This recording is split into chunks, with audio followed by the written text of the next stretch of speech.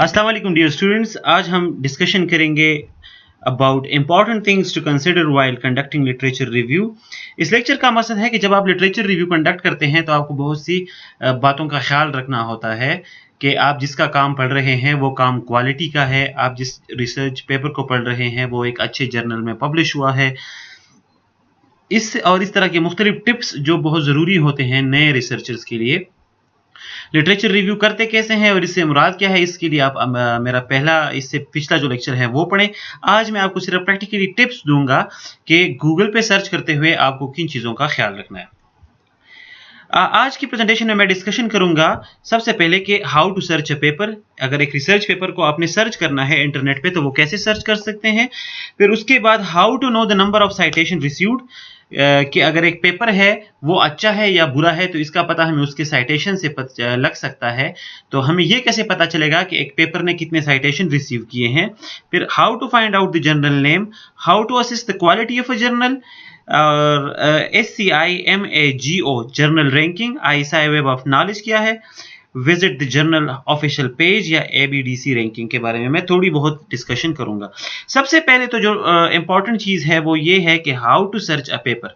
आपने एक research paper search कैसे करना है। जब आप लिटरेचर रिव्यू करेंगे अपने टॉपिक पे तो जाहिर है आपको अपने टॉपिक के बारे में पता होगा, आपको अपने टॉपिक का नाम याद होगा।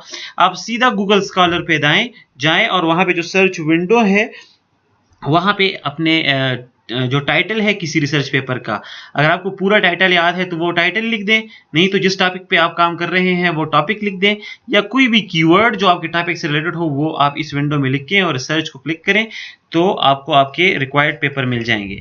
अगर आपको अपना टाइटल याद है रिसर्च पेपर का, जिस पेपर को आप पढ़ना चाह रहे हैं, और आप अगर वो टाइटल लिखते हैं तो फिर तो एग्जैक्ट वो पेपर मिल जाएगा।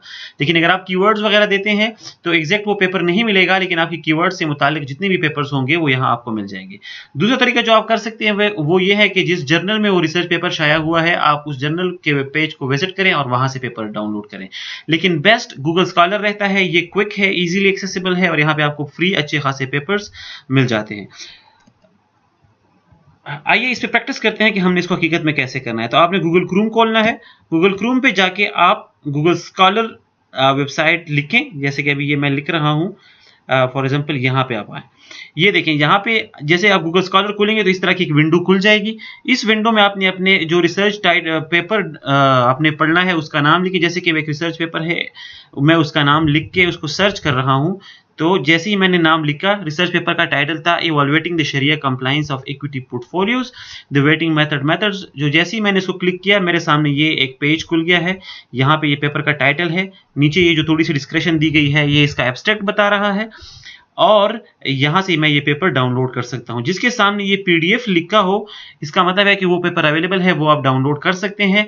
जिसके सामने PDF ना लिखा हो वो आप डाउनलोड नहीं कर सकते हैं, मतलब इसके लिए आपको पेमेंट करनी होगी। तो मुख्तलिफ यूनिवर्सिटीज के पास सब्सक्रिप्शन होती है। आप किसी यूनिवर्सिटी के में जाएं, वहां से आपको ये पेपर उनके लाइब्रेरी से भी मिल जाएंगे, नहीं तो ऑनलाइन मुख्तलिफ लोग बैठे हुए हैं, आप किसी से भी हेल्प ले सकते हैं, लोग आपको ये पेपर्स भिजवा देंगे। दूसरा जो इसमें इंपॉर्टेंट चीज है that is how to find out the journal name in which the article is published. अब अगर मैं एक पेपर के बारे में पढ़ना चाह रहा हूं जिसको मैं पढ़ रहा हूं, तो मुझे कैसे पता चलेगा कि ये रिसर्च पेपर कौन से जर्नल में पब्लिश हुआ है। तो इसके लिए भी आप गूगल स्कॉलर में जाएं, वहां पे जो पेपर आप पढ़ रहे हैं उसका टाइटल गूगल स्कॉलर में सर्च करें तो वहां से आपको हेल्प मिल सकती है। फॉर एग्जाम्पल जैसे ही मैंने ये पेपर का टाइटल यहाँ गूगल स्कॉलर में लिखा, ये पेपर मुझे मिल गया। यहाँ पे आप देखें ये इसके स्कॉलर्स हैं, ये इसके राइटर्स हैं, क्रिस बाउट है, मोहम्मद वाजिद रजा है, मरियान वाउटर्स हैं, ये तीनों इसके ऑथर है। ये पेपर इन्होंने लिखा है। लेकिन अगर आप इसको क्लिक करेंगे इस पेपर को तो नेक्स्ट जो पेज खुल जाएगा वो कुछ इस तरह दिखाई देगा। मैं इसको क्लिक करता हूं, सॉरी इंटरनेट इशू है शायद।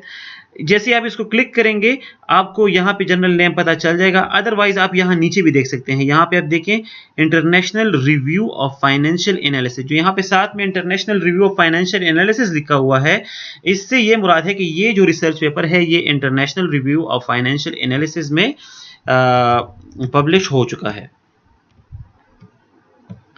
साथ में अगर आप देखें तो 2019 भी लिखा गया है। 2019 का मतलब है कि ये पेपर 2019 में शाया हुआ है और ये इसके ऑथर्स हैं।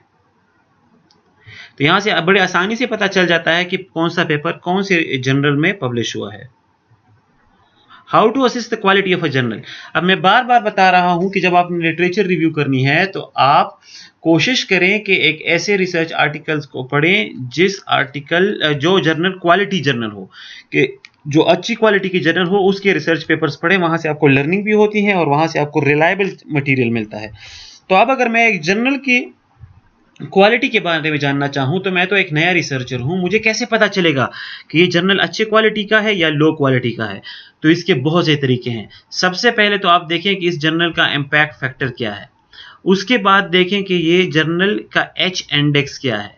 तो अगर ये दो स्टेटिस्टिक किसी जर्नल के हाई हैं, किसी जर्नल के ये दो स्टेटिस्टिक ऊपर मतलब ज़्यादा आ रहे हैं, तो इससे मुराद ये है कि ये जर्नल अच्छे हैं, आप इनको पढ़ सकते हैं। अगर ये दो स्टेटिस्टिक इनके कम है तो फिर आप कोशिश करें कि ऐसे जर्नल्स को ना पढ़ें। इम्पैक्ट फैक्टर क्या है? इम्पैक्ट फैक्टर असल में आपको बताता है कि एक जर्नल है, उसमें जितने रिसर्च पेपर्स शाया हुए हैं, हर एक रिसर्च पेपर को दूसरे रिसर्च पेपर में कितनी साइटेशंस मिली हैं। इसका फार्मूला यहाँ पे मैंने लिखा है। इस तरीके से आप अपना एक जर्नल का इम्पैक्ट फैक्टर कैलकुलेट कर सकते हैं, लेकिन ये हमें कैलकुलेट करने की ज़रूरत नहीं होती। मुख्तलिफ वेबसाइट्स ने ये कैलकुलेट किया होता है और ये आप आसानी से देख सकते हैं। एच इंडेक्स क्या है? H index is defined as the maximum value of H such that the given author journal has published H papers that have been cited at least H times. H index ये बताता है कि suppose आपने 50 research papers लिखे हैं और आपका H index 10 है, तो इससे मुराद है कि आपके 50 आर्टिकल में से 10 ऐसे आर्टिकल्स हैं जो एटलीस्ट 10 मरतबा दूसरे रिसर्च जर्नल में साइट हो चुके हैं।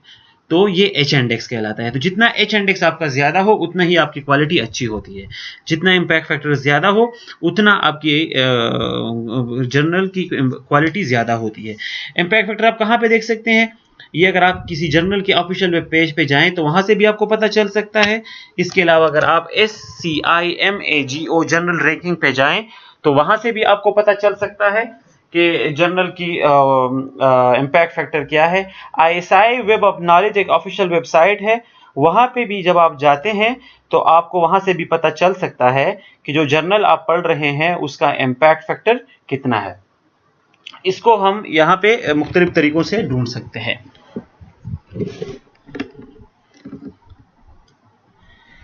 अब एक और क्वेश्चन है कि अगर मैं ये देखना चाहूं कि जो पेपर मैं पढ़ रहा हूं वो पेपर अच्छा है या वो पेपर कमजोर है, तो जितना ज्यादा इस पेपर की साइटेशंस होंगी उतना ही ये पेपर अच्छा कंसिडर होगा।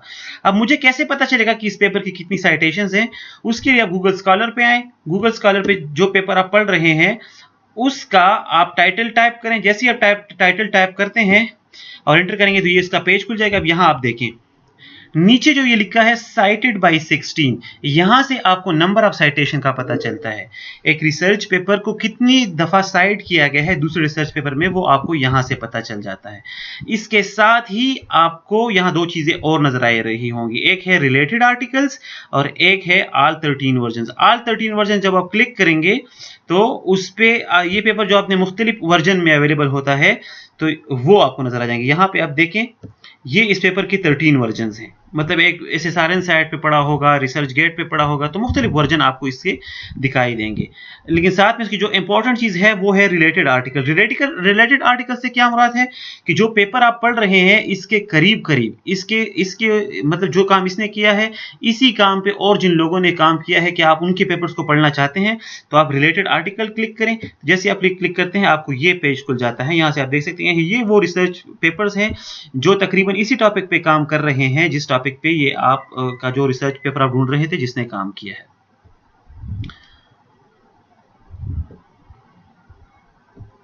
तो इस तरीके से आपको साइटेशन का भी पता चल जाएगा, रिलेटेड आर्टिकल्स क्या चीज है और ऑल वर्जन्स का भी पता चल जाएगा।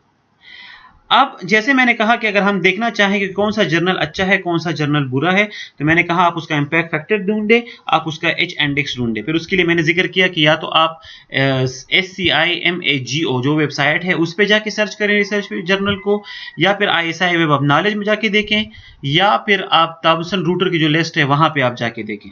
तो आइए अब इन चीजों को थोड़ा बहुत डिस्कस करते हैं और मैं आपको इनको करना सिखाता हूं कि प्रैक्टिस में अगर आप ये वेबसाइट यूज करना चाहें तो आप कैसे करते हैं। आप गूगल पे जाएंगे, वहां पे SCIMAGO लिखेंगे तो आपको ये वाला वेब पेज खुल जाएगा, जैसे कि ये यहाँ पे नजर आ रहा है। इस तरह की एक विंडो खुल जाएगी, SJR SCIMAGO journal and country rank. यहाँ पे आप अपने जर्नल का नाम लिख के, इस पेपर को मैं पढ़ रहा हूँ, यहाँ आप देख सकते हैं वो पब्लिश हुआ है international review of financial analysis में। तो यहाँ पे आप international review of financial analysis लिखें, इसको सर्च करें। तो जैसे ही आप सर्च करते हैं ये आपको विंडो खुल जाएगी कि ये जर्नल वाकई इस रैंकिंग वेबसाइट पे अवेलेबल है। तो अगर इस रैंकिंग वेबसाइट पे ये पेपर अवेलेबल, जर्नल अवेलेबल ना हो, तब भी आप सोच लें कि ये जर्नल अच्छी क्वालिटी का नहीं है। अब इसको मैं जरा आगे देखना चाहता हूं कि इस पे अवेलेबल तो है लेकिन इसकी रैंकिंग क्या है। तो मैं इसको क्लिक करूंगा तो नई विंडो खुलेगी। यहाँ पे आप ये देख सकते हैं इसके मुतालिक पूरे मालूमात आ गए हैं। अब international review of financial journal है, फाइनेंशियल एनालिसिस एक जर्नल है, इसका H इंडेक्स 49 है, यूनाइटेड स्टेट्स से पब्लिश होता है, इन सब्जेक्ट्स एरिया में ये काम कर रहा है, इसके स्कोप वगैरह सारा इन्होंने बता दिया है। नीचे जब आप आगे जाते हैं तो इसमें बेहतरीन किस्म के साइटेशन दिखाए जाते हैं, अच्छे स्टेटिस्टिक्स हैं। जैसे SJR है तो ये इसका इम्पैक्ट फैक्टर बता रहा है कि वक्त के साथ साथ इसका इम्पैक्ट फैक्टर कितना है।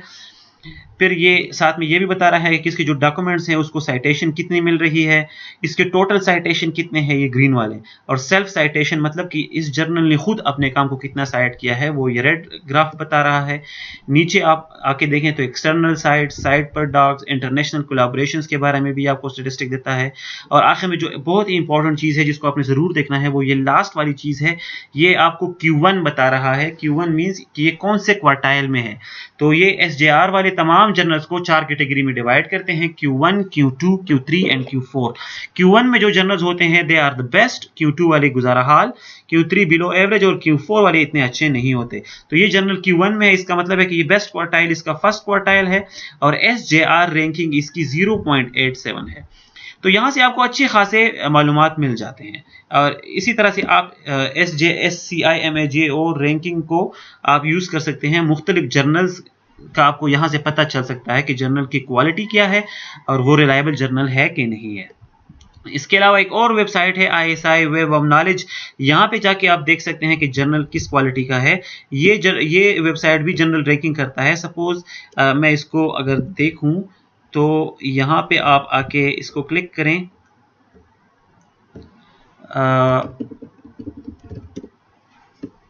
ये यूज़र नेम और पासवर्ड इसके लिए चाहिए होता है, तो आप इसको मतलब रजिस्टर कर सकते हैं। जैसे ही आप रजिस्टर करेंगे आपको यहाँ एक्सेस मिल जाएगा, लेकिन चलिए मेरे साथ नहीं खुल रहा, लेकिन मेरे पास एक्सेस है, मैंने आगे से डाउनलोड किए हैं। तो ISI वेब ऑफ नॉलेज पे जब आप जाते हैं, वहाँ की ये जो सर्च विंडो नज़र आ रही है, इस पर आप अपने जर्नल का नाम लिख के जैसे ही क्लिक करेंगे वहाँ से आपके जर्नल का नाम खुल जाएगा। फिर आप जर्नल के नाम को क्लिक करेंगे तो आपको आगे जाके उसका इम्पैक्ट फैक्टर और सारा कुछ पता चल जाता है। यहाँ पे आप देखें international review of financial analysis का 2019 का इम्पैक्ट फैक्टर 1.693, इसका 2018 का इम्पैक्ट फैक्टर है। इस तरीके से आप जर्नल्स के इम्पैक्ट फैक्टर आराम से देख सकते हैं। ISI वेब ऑफ नॉलेज पे जो जर्नल्स होंगे, मतलब जिस जर्नल को आप सर्च करते हैं इस वेबसाइट पे, अगर वो इस वेबसाइट पे लिस्टेड हैं तो ये अच्छे जर्नल्स होते हैं। ISI वेब ऑफ नॉलेज पे अगर वो जर्नल्स नहीं है तो आप कोशिश करें कि ऐसे जर्नल्स में आप पब्लिकेशन ना करें। इसके अलावा आप एक काम और भी कर सकते हैं कि आप बजाय SCI के और जो ISI वेब ऑफ नॉलेज है उसके साथ साथ आप जर्नल के होम पेज पे भी जा सकते हैं। मतलब जो जर्नल का अपना पेज है उधर आप जाके इसको देख सकते हैं कि जर्नल की क्वालिटी क्या है। तो यहाँ पे आप उस जर्नल का नाम लिखिए जिसको आप देखना चाहते हैं। International review of financial analysis की हम बात कर रहे हैं, इसको देखते हैं। तो यहाँ जैसे ही खुलेगा इसकी जनरल वेबसाइट के जो अपना पेज है उसको क्लिक करें तो वहाँ से भी आपको इसके बारे में अच्छे खासे इंफॉर्मेशन मिल जाते हैं कि ये जर्नल किस क्वालिटी का है। ये देखिए, ये इस जर्नल का ऑफिशियल वेब पेज है। यहाँ पे आप देख सकते हैं कि अगर आपने इस जर्नल में पेपर जमा करवाना है तो उसके लिए क्या गाइडलाइंस है, तरीक़ाकार क्या है, आजकल इसका कौन सा वॉल्यूम चल रहा है, और मोस्ट इंपॉर्टेंटली ये दो चीज़ें बहुत ज़रूरी हैं।